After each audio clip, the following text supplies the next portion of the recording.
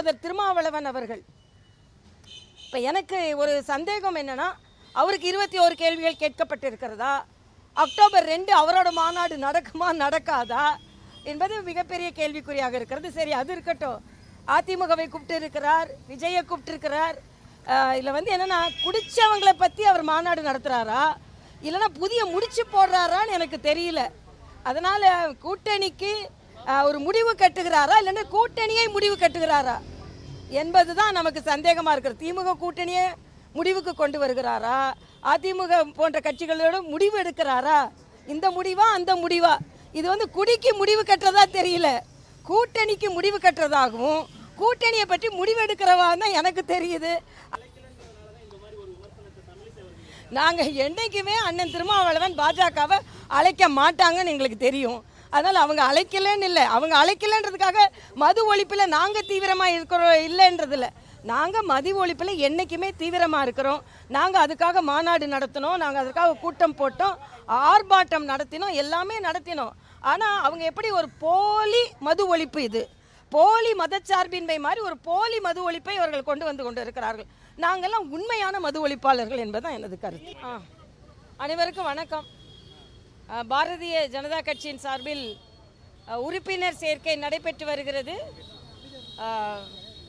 நான் தென் சென்னைக்கும் கிருஷ்ணகிரியிலிருந்து நீலகிரி வரைக்கும் உள்ள 11 மாவட்டங்களுக்கும் பொறுப்பாளராக இருக்கேன். தென் சென்னையில் மிக சுறுசுறுப்பாக நடைபெற்று வருகிறது. இன்றைக்கி நேற்று முழுதாக விருகம்பாக்கம் சட்டமன்றத்தில் உள்ள சில வாக்குச்சாவடிக்கு சென்று நாங்கள் சேர்த்தோம். இன்று நான் சைதாப்பேட்டை, டி நகர், மயிலாப்பூர் சட்டமன்றத்தை சார்ந்த சில வாக்குச்சாவடி இடங்களுக்கு சென்று இந்த உறுப்பினர் சேர்க்கையை நாங்கள் சேர்த்தோம். மிகுந்த உற்சாகமாக மக்கள் கலந்து கொண்டார்கள். கடைக்கு செல்லும் பொழுதும் சரி, தெருக்களிலும் அவங்களே அவர்கள் பதிவு செய்து கொண்டார்கள். சிறுபான்மையின மக்கள் கூட ஆர்வமாக கலந்து கொண்டார்கள். மிக்க மகிழ்ச்சியாக இருக்கிறது. மரியாதைக்குரிய பாரத பிரதமர் அவர்கள் தான் முதல் உறுப்பினராக சேர்ந்தார்கள். இன்று அகில பாரத அளவில் ஏறக்குறைய 3 கோடி பேர் சேர்ந்திருக்கிறார்கள். தமிழகத்திலும் பல லட்சம் பேர் சேர்ந்து வருகிறார்கள். அதனால் மிகுந்த உற்சாகத்தோடு நாங்கள் இதில் பணியாற்றி வருகிறோம். இப்போது பாரதிய ஜனதா கட்சி உண்மையாக வெற்றி பெற்று இன்று மத்தியில் நல்லாட்சி செய்து கொண்டிருக்கிறது. ஆனால் ராகுல் காந்தி வெளிநாட்டுக்கு போய் நம்ம நாட்டோட பெருமையை முற்றிலுமாக குலைத்து வருகிறார். இதில் வேண்டுமென்றே செய்கிறார். ஏன்னா மரியாதைக்குரிய மோடி அவர்களை பற்றி பேசினாதான் அவருக்கு விளம்பரம் கிடைக்கும் என்பதற்காக, அவருக்கு ஃபோக்கஸ் கிடைக்கும் என்பதற்காக தப்பாக பேசுகிறார். இன்னும் ஒரு கருத்தை சொல்லி இருக்கிறார் அங்கே உள்ள பத்திரிகையாளர்கள், மாணவர்கள் மத்தியில் பேசும்போது, தேர்தல் நியாயமாக நடைபெறவில்லை. நான் கேட்குறேன், இப்போ தமிழகத்தில் 40-40 எப்படி கிடைச்சிது உங்களுக்கு? தேர்தல் நியாயமாக நடைபெறவில்லை என்றால் முதலில் தேர்தல் ஆணையத்தை அவர் குறைத்து மதிப்பிடுகிறார். ஒரு ஜனநாயக முறைப்படி மிகப்பெரிய தேர்தல் நடைபெற்று இருக்கிறது. அதனால் நான் 40க்கு 40 ராஜினாமா செய்ய தயாரா? தமிழகத்தில் இன்றைக்கி கொண்டாடி கொண்டு இருக்கிறீர்களோ, உங்கள் கூட்டணி கட்சி தலைவரே சொல்லிட்டாரு உங்கள் வெற்றி உண்மையான வெற்றி இல்லை என்று. இன்னும் சொல்ல போனால் 400 இவர்கள் சொன்னார்கள்னா அந்த வெற்றி இலக்கை நாங்கள் அடைந்திருக்கிறோம். ஒரு 100 கூட நீங்கள் தாண்டலை. ஆனால் கார்கே சொல்கிறாரு இன்னும் ஒரு 20 நாங்கள் வாங்கியிருந்தால் பல பேரை சிறையில் அடைத்திருப்பார்களாம். நாங்கள் அதிக எண்ணிக்கையில் வாங்கியிருந்தால் நாட்டுக்கு நல்லது செய்வோன்னு பேசலை. இன்றைக்கும் அந்த எமர்ஜென்சி புத்தி தான் அவங்களுக்கு இருக்குது. ஆனால் அந்த எமர்ஜென்சி புத்தியை வைத்துக்கொண்டு இன்றைக்கி ஜனநாயகத்தை பற்றி அந்நிய நாட்டில் போய் ராகுல் பேசுகிறார். இது வன்மையாக கண்டிக்கத்தக்கது. ராகுல் அப்படி இந்திய ஜனநாயகத்தின் மீதும் இந்திய தேர்தல் ஆணையத்தின் மீதும் நம்பிக்கை இல்லைன்னா அங்கே போய் கமலா ஹாரிஸ் கூடயோ இல்லைன்னா ட்ரம்ப் கூடயோ ஏதோ ஒரு தொகுதியில் போட்டி போடட்டும். அவர் இந்தியாவுக்கு வர வேண்டிய அவசியம் இல்லை. ஏன்னா இந்திய திருநாட்டை போய் மிக மோசமாக பேசி வருகிறார், மிக வன்மையாக கண்டிக்கத்தக்கது. அதே மாதிரி தான் சீனாவை பற்றி பேசுகிறார். இன்றைக்கி மிக மோசமான சீன கொள்கை வைத்திருந்தது அவர்கள் கட்சியை சார்ந்தவர்கள். சீனாக்காரன் போர்டே வச்சான், சினிமாவுக்கு போர்டு வைக்கிற மாதிரி வச்சான், இந்த இடத்தை நாங்கள் ஆக்கிரமித்து கொண்டோம் என்று. ஆனால் இன்று பலமான வெளியுறவுத்துறை இருந்து கொண்டு இருக்கிறது. அதனால் ராகுல் காந்தி தனது பேச்சுக்கு முற்றிலுமாக மன்னிப்பு கேட்க வேண்டும் என்பது தான் எனது கருத்து. அதே போல் சகோதரர் திருமாவளவன் அவர்கள், இப்போ எனக்கு ஒரு சந்தேகம் என்னென்னா, அவருக்கு 21 கேள்விகள் கேட்கப்பட்டிருக்கிறதா, அக்டோபர் 2 அவரோட மாநாடு நடக்குமா நடக்காதா என்பது மிகப்பெரிய கேள்விக்குறியாக இருக்கிறது. சரி, அது இருக்கட்டும். அதிமுகவை கூப்பிட்டு இருக்கிறார், விஜயை கூப்பிட்டு இருக்கிறார். இதில் வந்து என்னென்னா, குடித்தவங்களை பற்றி அவர் மாநாடு நடத்துகிறாரா இல்லைன்னா புதிய முடிச்சு போடுறாரான்னு எனக்கு தெரியல.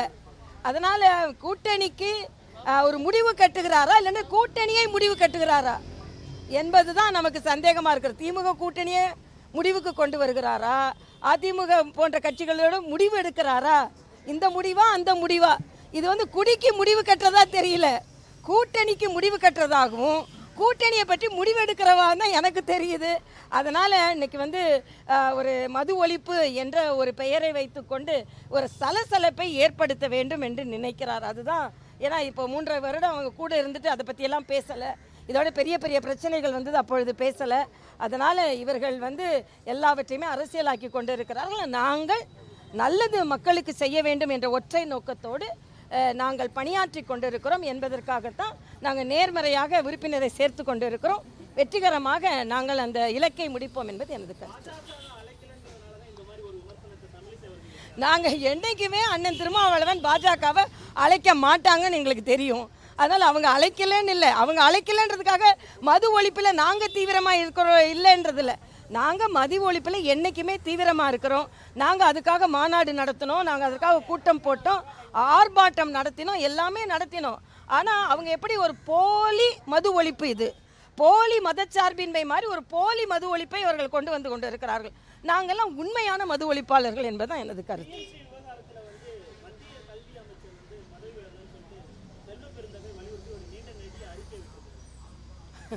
முதலில் நமது கல்வித்துறை அமைச்சர் பதவி விலகட்டும். செல்வ பெருந்தகை ஏன் அது சொல்லலை? நாம் பள்ளியில் ஆசிரியர்களுக்கு சம்பளம் கொடுக்கலன்னு ஒரு குற்றச்சாட்டை சொல்லி கொண்டிருக்கிறார்கள். ஆனால் பள்ளியில் ஆசிரியர்கள் பாடம் எடுப்பதற்கு பதிலாக ஒரு குழந்தை பாடம் எடுத்து கொண்டிருக்கிறது. இதுக்கு என்ன சொல்கிறாரு அன்பில் பொய்யாமொழி? இந்த சில பேரை கைது செய்தலில் கொடுத்த அந்த நடவடிக்கையை, அந்த தீவிரத்தை ஆசிரியர் பெருமக்கள் 30,000 பேருக்கு மேலே வேலை நிறுத்தத்தில் ஈடுபட்டு இருக்கிறார்கள். அவர்களின் பிரச்சனையை நீங்கள் தீர்க்கல. ஆக இன்னைக்கு பள்ளி கல்வித்துறை தள்ளாடி கொண்டு இருக்கிறது.